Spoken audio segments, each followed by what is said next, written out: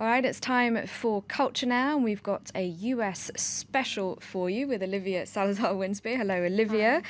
The US election has been quite a big issue for stars of cinema and music. Indeed, you can't even escape it in the world of arts and culture. We've seen some very high-profile names getting behind the campaign for Hillary Clinton this weekend. For example, Beyoncé and Jay-Z on stage with the Democratic candidate, James Taylor in New Hampshire, and then last night, joining her with the Obamas, of course, Bruce Springsteen, Bon Jovi, and Lady Gaga in Philadelphia. Now, many of the stars putting their weight behind Hillary Clinton have cited quite personal reasons for doing so. Bon Jovi, for example, said that he wanted his nieces to see a woman in the White House, and Beyoncé also mentioned her daughter. So let's hear from her. I want my daughter to grow up seeing a woman lead our country and know that her possibilities are limitless. We have to think about the future of our daughters, our sons, and vote for someone who cares for them as much as we do. And that is why I'm with her. So it's not just these on-stage appearances that have been supporting the candidates, but there have been long-term, sustained efforts on social media, a lot of viral videos, that kind of thing.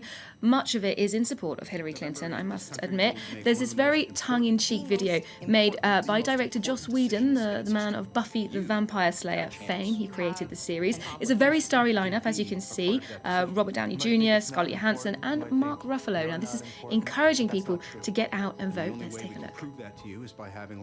Mark will do a nude scene in his next movie? Mark Ruffalo will do a nude scene in his next movie. Wait, what? Mark will do a nude scene. Mark's gonna have his out. Full Monty. Full Marky. No. Go to savetheday.vote. Where nobody talked about. Save the day. Make Mark be naked. By making your mark on November 8th. They should just vote because it matters, Don't you think? That's one way of encouraging people to get out and vote. If it works, then that's good. So there's the issue of raising awareness, encouraging people to get out there, cast their ballot. There's also the financial side of things, just how many artists are actually forking out some money in support of the candidates. Well, more than you would imagine, actually. And celebrities are really key in a US election. They are not only allies for raising awareness, like you say, but they actually put their hands in their pockets, which is perhaps a difference between the US and Europe. They're very visible about who they're supporting and how much they're giving.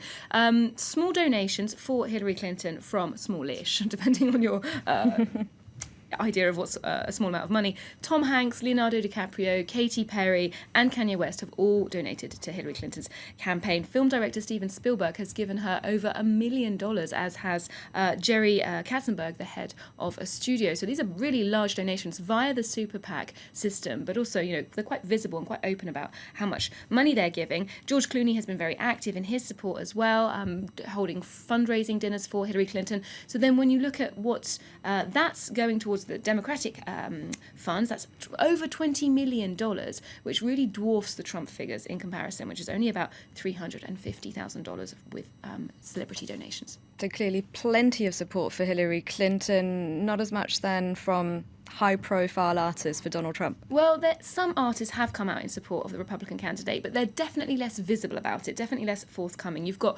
well-known Republicans like Clint Eastwood, for example, actor Martin Sheen, John Voight. They've said they'll vote for him.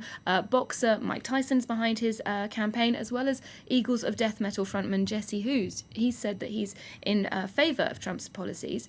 It's also worth remembering that Trump himself is part of pop culture in the US. Strangely, he's a political figure, but he's also a kind of TV reality star. A TV reality star. He's been the host of The Apprentice, since 2004. And he's also had cameos in things like The Fresh Prince of Bel-Air, Sex and the City even, and even the film Home Alone, if you remember that far back. So he's part of the cultural landscape in the US.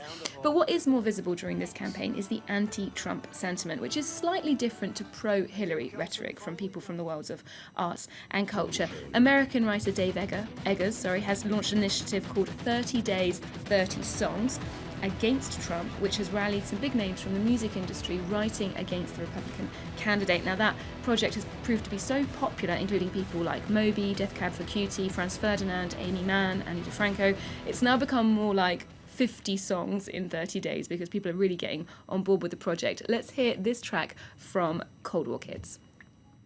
We know you're just bluffing.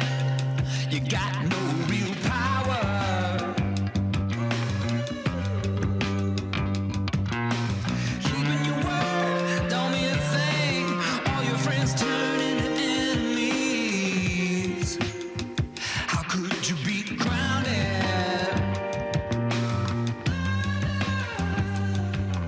The hate in your heart, everybody can see.